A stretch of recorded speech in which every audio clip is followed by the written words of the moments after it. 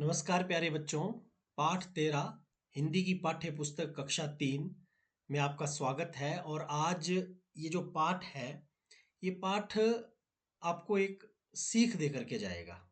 एक ऐसी सीख जिससे आप न केवल अपने आसपास का, अपने चाहने वालों का, बल्कि उनका भी भला कर सकते हैं जो शायद आपके इस दुनिया में न रहने के बाद इस दुनिया में आने वाले हैं।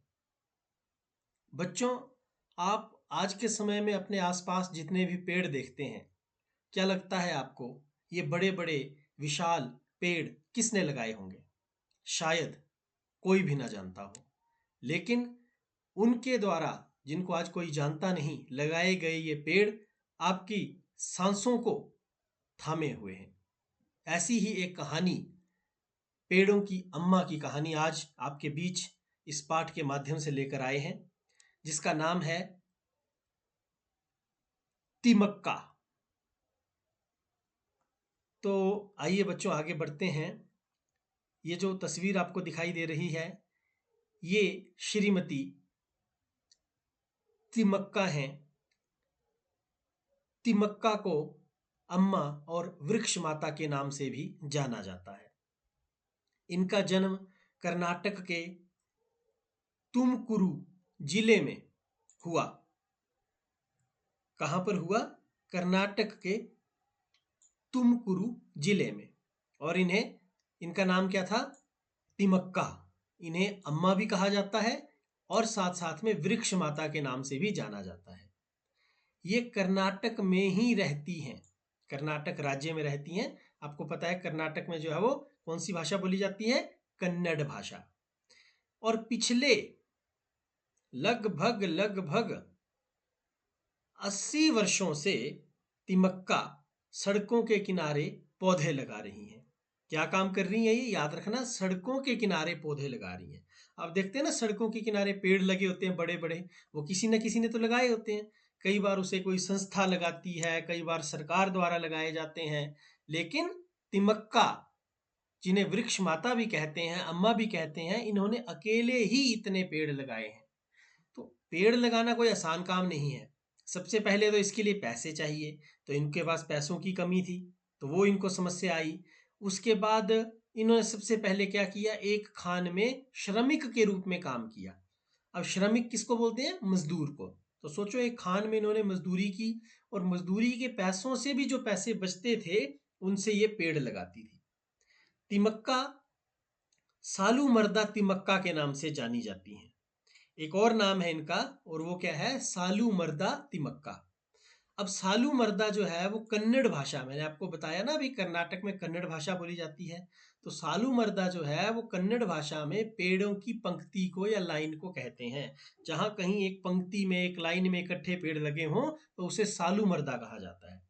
तो यानी कि इन्हें सालू मर्दा के नाम से जाना जाता है, क्योंकि इन्होंने पेड़ों की लंबी लंबी कतारें जो हैं वो लगा दी हैं। अब तिमक्का जो है वो हुल्लीकल और कुदूर के बीच स्थित है। और यहाँ पर जो राजमार्ग है, जो उस पर जो है वो लगभग लगभग 400 के करीब बरगद, ठीक है, 380 से ज्यादा बरगद के पेड़ लगाने के लिए ये विख्यात है, जानी जाती है।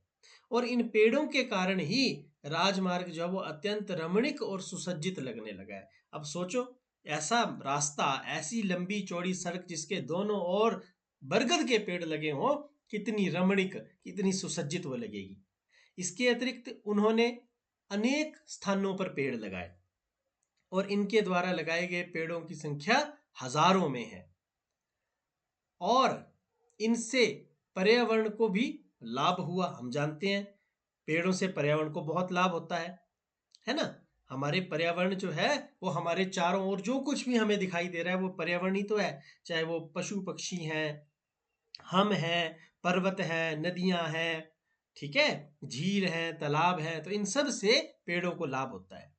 पेड़ों से ही तो बारिश आती है, बारिश आएगी तभी नदियों में, तालाबों में, झीलों में, झरनों में पानी होगा। पेड़ों से ही पहाड़ सुंदर नजर आते हैं। पेड़ों से ही हमें ऑक्सीजन मिलती है, सांस हम ले पाते हैं। और ये जो काम था कहते हैं ना कि अकेला चना भाड़ नहीं फोड़ सकता, तो तिमक्का जी जो थी इनके पति ने भी पूरा सहयोग इनका दिया और उनके इस महत्वपूर्ण काम के लिए भारत सरकार ने उन्हें पद्मश्री से भी सम्मानित किया है। किससे सम्मानित किया है? पद्मश्री से। इसके बाद इनकी उम्र आज 100 वर्ष से भी ज्यादा है। आप देख सकते हैं, देखिए कितनी ज्यादा इनकी उम्र हो गई है आज, और आज भी अच्छे कामों में सक्रिय हैं। आज भी तिमक्का को भारत के कई वनीकरण, ऐसे काम जिनमें वनों को बढ़ावा देने के लिए बड़े बड़े पेड़ लगाए जाते हैं बहुत ज्यादा संख्या में, उनमें इनको आमंत्रित किया जाता है, बुलाया जाता है। आमंत्रित करना, बुलाना। अपने जीवन में अनेक कष्ट उठाने के उपरांत, उपरांत मतलब बाद, उसके बाद भी समाज के लिए उपयोगी कार्य करने वाली तिमक्का का व्यक्तित्व हम सभी के लिए आदर्श है। मतलब हमें भी इनकी तरह बनना चाहिए। आदर्श कौन होता है? जिसकी तरह हम बनना चाहते हैं। अब अभाव में भी केवल अपनी निष्ठा और श्रद्धा के बल पर, अभाव में भी अपनी निष्ठा और श्रद्धा के बल पर इन्होंने सामाजिक कार्य के लिए स्वयं को समर्पित किया। और ये कैसे किया जा सकता है, इसका एक बेस्ट उदाहरण, उत्कृष्ट उदाहरण तिमक्का अम्मा ने दिया। तो जब पाठ शुरू हुआ था बच्चों, तो मैंने आपसे कहा था कि कैसे इस पाठ से आपको एक बहुत बड़ी सीख मिलेगी। तो ये साधारण सा दिखने वाला व्यक्तित्व, जिनका नाम तिमक्का है, जिनको वृक्ष माता अम्मा के नाम से जाना जाता है, कर्नाटक के तुमकुरु जिले से संबंध रखने वाली ये माता हमें सिखाती हैं कि कैसे उन्होंने अपने 100 वर्ष से भी लंबी आयु में सड़कों के किनारे देवदार के पौधे लगाकर एक नाम कमाया। पैसों की कमी आई, लोगों का सहयोग नहीं मिला, पेड़ों की देखभाल करने में दिक्कत आई, एक खान में श्रमिक के रूप में काम किया, लेकिन आज ये कितनी प्रसन्न होंगी जब लोग इन्हें सालू मर्दा तिमक्का के नाम से जानते होंगे। मैंने आपको बताया, सालू मर्दा जो है वो कन्नड़ भाषा में पेड़ों की पंक्ति को कहा जाता है। अब राजमार्ग पर लगभग 300 से भी ज्यादा, लगभग 400 के करीब करीब पेड़ लगाना कोई छोटा काम नहीं है, और इसी के चलते वो पूरा का पूरा राजमार्ग, इतनी चौड़ी सड़क जो है वो रमणीक और सुसज्जित लगने लगी है। 1000 से ज्यादा जो इन्होंने ये पेड़ पौधे लगाए, इन पेड़ों के चलते ही, हजारों में लगाए गए पेड़ों के चलते ही पर्यावरण को भी लाभ हुआ, पर्यावरण की भी रक्षा हुई, पर्यावरण सुंदर बना, धरती रहने योग्य बनी, और इस कार्य में इनके पति ने इनका पूरा सहयोग दिया। भारत सरकार ने इन्हें इनके इन्हीं कार्य के लिए देश के उच्चतम सम्मानों में से एक पद्मश्री से सम्मानित किया। तो ये कोई छोटा कार्य नहीं है, ये एक बहुत बड़ी उपलब्धि है जो कि इन्होंने हासिल की है, और हर कोई इस उपलब्धि को हासिल नहीं कर पाता। आइए आगे बढ़ते हैं। तो इसके बाद अब हम कुछ बातचीत करेंगे, और बातचीत करने के बाद जो है वो हम अभ्यास के प्रश्नों की ओर आगे बढ़ते हुए इस पाठ को समाप्त करने की कोशिश करेंगे। तो सबसे पहले है, पेड़ हमारे लिए किस किस काम आते हैं। देखिए, मैंने आपको बताया, पेड़ों से ही हमें लकड़ी मिलती है, पेड़ों से ही हमें ऑक्सीजन, सांस मिलती है, जिसको सांस को लेके तो हम जिंदा है। पेड़ों से घास मिलता है, पेड़ों से ही तो सब कुछ मिलता है। और क्या आपने कभी किसी पौधे की देखभाल की है? तो भाई, अगर नहीं की है तो जरूर करो, और अगर की है तो बताओ कि कैसे की है ना। यदि आपको समाज के लिए उपयोगी काम करने का अवसर मिलेगा तो आप क्या काम करेंगे? देखिए, आप बहुत से काम कर सकते हैं। आप पेड़ लगा सकते हैं, आप साफ सफाई में अपना योगदान दे सकते हैं, पढ़ लिख कर बहुत अच्छे वैज्ञानिक बन सकते हैं, अध्यापक बन सकते हैं, अधिकारी बन सकते हैं, सेना में जाकर देश की सेवा कर सकते हैं। बहुत से उपयोगी कार्य हैं। एक छोटे से छोटा काम भी देश की सेवा का अवसर है। तो अगर आप कोई भी काम अच्छे से करते हैं, छोटे से छोटा काम भी बड़े इरादे और बड़ी सोच के साथ करते हैं, तो देश को उससे लाभ जरूर मिलेगा। चलिए बच्चों, आगे बढ़ते हैं और अभ्यास के प्रश्नों की ओर चलते हैं। चलिए, तो सबसे पहले हम प्रश्नों को करते हैं। तो तिमक्का अपने किस काम के कारण प्रसिद्ध हुई? आपको पता है, सड़क के किनारे 385 बरगद के पेड़ लगाने और जीवन भर पर्यावरण संरक्षण का कार्य करने के लिए ही ये प्रसिद्ध है। तिमक्का को और किस नाम से जाना जाता है? तो हम जानते हैं तिमक्का, वृक्ष माता, अम्मा, सोलू मर्दा तिमक्का, इन नामों से जाना जाता है। और सोलू मर्दा क्या होता है? वृक्षों की पंक्ति। कौन सी भाषा में? कर्नाटक की कन्नड़ भाषा में। इतने सारे पेड़ लगाने के लिए अम्मा को किन किन चुनौतियों का सामना करना पड़ा? तो मैंने आपको बताया था, पर्यावरण संरक्षण के लिए इन्होंने बरगद के पेड़ लगाए। और बरगद का सबसे इससे पहले ये प्रश्न है, चौथे प्रश्न से पहले तीसरा प्रश्न हम छोड़ गए थे, अम्मा ने बरगद के पेड़ लगाने क्यों शुरू किए?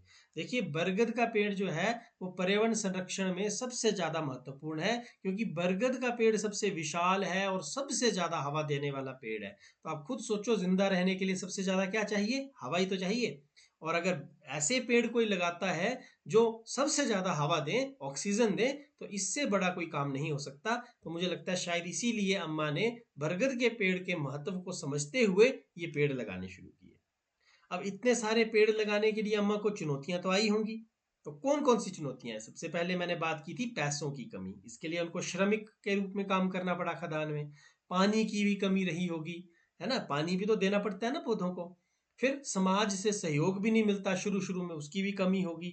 और श्रम की कमी, श्रम का मतलब देखिए, इतने सारे पेड़ लगाने हैं, इतनी मेहनत करनी है, तो अब शुरू में जब कोई सहयोग नहीं करता होगा तो सारा काम खुद ही करना पड़ता होगा, तो उसकी भी कमी रही होगी। इसी तरह से आगे है, यदि आपको तिमक्का अम्मा का परिचय देना हो, अब आप इतना कुछ जान गए उनके बारे में, तो कैसे देंगे? तो देखिए, तिमक्का अम्मा जो है वो एक पर्यावरण प्रेमी है, ये तो हम समझ गए। उन्होंने अपने जीवन में बहुत से पेड़ लगाए, 385 बरगद के पेड़। इसीलिए उन्हें पेड़ माता, वृक्ष माता कहा जाता है। उनके इस प्रयास से आज अनेकों पेड़ पर्यावरण को स्वच्छ हवा दे रहे हैं। उनकी इस सोच ने समाज को एक नया संदेश दिया है, एक नई दिशा दी है। तो इस तरह से आप उनका परिचय दे सकते हैं। यदि आपको अम्मा के काम में सहायता करने का अवसर या मौका मिलता है तो कैसे करेंगे? पहले तो पेड़ लगाने में मदद करेंगे, फिर पानी देने में मदद करेंगे, फिर खाद देने में मदद कर सकते हो, फिर पर्यावरण बचाने में मदद कर सकते हो, पानी बचाने में मदद कर सकते हो, और वृक्ष बचाने में भी मदद कर सकते हो। तिमक्का में का आया हुआ है। का, ये कौन सी ध्वनि है? का। ऐसे व्यंजनों को द्वित्व व्यंजन कहते हैं, जिनमें दो व्यंजन, एक आधा और एक पूरी ध्वनि के साथ जुड़ा हो, उसको द्वित्व व्यंजन कहते हैं। तो ऐसे और शब्द सोचकर यहां पर हमने लिखना है, जैसे रस्सी, सी, कुत्ता, ता, ये ता नहीं है, ता है, कुत्ता। इसी तरीके से कच्चा, कच्चा, पक्का, बच्चा, भिन्न, और भी हो सकता है, अच्छा, सच्चा, है ना। तो आप भी इस तरीके के शब्द बना सकते हैं, सोच सकते हैं, ढूंढ सकते हैं और उनको लिख सकते हैं। अब देखिए, पेड़ों को वृक्ष कहते हैं, हम सभी जानते हैं, लेकिन ये दोनों तो हिंदी भाषा के शब्द हैं। भाषाएं तो बहुत सारी हैं, है ना। जैसे सालू मर्दा, वृक्षों की पंक्ति को कन्नड़ में कहते हैं। तो क्या आप बता सकते हैं अलग अलग 3 भाषाओं में पेड़ को क्या कहते हैं? तो पहले तो अंग्रेजी की बात कर लेते हैं। अंग्रेजी में क्या कहते हैं पेड़ को? ट्री। संस्कृत में बिल्कुल सही, तरु। और पंजाबी में रुख कहते हैं। क्या कहते हैं? रुख। आगे चलते हैं। अब देखिए, पीछे हमने द्वित्व व्यंजन देखे, अब मैं आपको एक और तरह का व्यंजन दिखाता हूं, जिसको हम संयुक्त अक्षर कहते हैं। दो व्यंजनों के मिलने से जो अक्षर बनता है, जैसे क, श, क्ष, ज, य, ज्ञ, या ज्ञ भी कई बार इसको बोलते हैं, त, र, त्र, श, र, श्र। अब इससे शब्द बने हैं, देखो, जैसे क्ष से क्षमा, दक्ष, पक्ष, ज्ञ से ज्ञान, विज्ञान, आज्ञा, त्र से पत्र, चित्र, मित्र, श्र से श्रम, आश्रम, श्रमिक। इसी प्रकार से अब ऊपर दिए गए उदाहरणों को ध्यान में रखते हुए जो हमने अभी पढ़े, इन चित्रों को पूरा करना है। व्री के साथ क्या, कौन सा संयुक्त अक्षर आ सकता है? तो इसमें आएगा क्ष और बन जाएगा वृक्ष। ने के साथ त्र आएगा और बन जाएगा नेत्र। तो आपको पता चला, पेड़ को वृक्ष और आंख को नेत्र भी कहते हैं। अब ये तो आप गणित में पढ़ते ही होंगे, 3 भुजाओं की आकृति है, तो यहां पर त्रि लगेगा और त्रि से ये बन जाएगा भुज, त्रिभुज। इसी तरीके से कक्षा, ये कक्षा है ना। और अब ये देखिए, ये मजदूर है, और मजदूर को क्या कहते हैं आपको पता है? जो तिमक्का थी, उन्होंने भी खान में किस रूप में काम किया था? बिल्कुल सही, श्रमिक के रूप में। आगे चलते हैं। अब देखिए, आपको तिमक्का के बारे में इतना पढ़ने को सुनने को मिला। अगर आपको उनका काम अच्छा लगा हो, आप उनके काम से प्रेरित हुए हो और आपने तिमक्का को एक पत्र लिखना हो, तो लिखिए और अपने मन की बात कहिए। तो सबसे पहले ऊपर पत्र में क्या लिखी जाती है? दिनांक, तारीख। तो आपको सबसे पहले तो तारीख लिखनी है। जैसे मैंने पिछले कल ये पत्र लिखा है, तो मैंने यहाँ लिख दिया 12/5/2025। आगे क्योंकि वो हमसे बड़े हैं तो हमको उनको पूजनीय है वो हमारे लिए, तो उनको हम लिखेंगे पूज्य अम्मा, क्योंकि उनका नाम अम्मा भी है। सादर प्रणाम। आगे हम लिखेंगे मैंने आपके बारे में अपने पाठ में गुरुजी से सुना, आपने कितना अच्छा काम किया है, मैं भी बड़ा होकर आपकी तरह अच्छा काम करना चाहूंगा। तो इस तरह का संदेश आप उनके लिए लिख सकते हैं। और नीचे आपका अपना और यहाँ आपने अपना नाम लिखना है, जो भी आपका नाम है। तो बच्चों, आप जो भी इस वीडियो को देख रहे हैं, यदि आप ये संदेश, हो सकता है हमारी ये वीडियो जो है वो जो तिमक्का अम्मा है वो भी देख रही हो, और यदि आप अपना संदेश इस वीडियो के माध्यम तक से उन तक पहुंचाना चाहते हैं, तो आप कमेंट बॉक्स में अपना अपना नाम लिख सकते हैं, ताकि उनको पता चले कि कौन कौन बच्चा जो है वो उनके लिए संदेश भेजना चाहता है। अब देखिए, यहाँ कुछ वस्तुएं बनी हैं और आपने इनमें से सिर्फ उन वस्तुओं पर गोला लगाना है या घेरा लगाना है जो आपको पेड़ों से मिलती है। तो सबसे पहले तो देखिए, फल है, ये कहाँ से मिलते हैं? हमें पेड़ों से मिलते हैं। ठीक है। इसके बाद ये देखिए, कागज हमें कहाँ से मिलता है? पेड़ों से मिलता है। इसके बाद ये कुर्सी है, ये भी हमें लकड़ी की है तो पेड़ों से मिलती है। इसके बाद देखिए, ये तरह तरह के मसाले हैं, रंग हैं, ये भी हमें कहाँ से मिलते हैं? पेड़ों से मिलते हैं। और नारियल का तेल, ये भी हमें कहाँ से मिलता है? पेड़ों से ही मिलता है। तो बच्चों, आपको मैं उम्मीद करता हूँ कि ये पाठ अच्छा लगा होगा, बहुत कुछ आपने इससे सीखा होगा। और यदि ऐसा है तो ज़रूर कमेंट बॉक्स में बताइए। कुछ समझना है, कुछ चीज़ समझ नहीं आई है तो उसके लिए भी बता सकते हैं।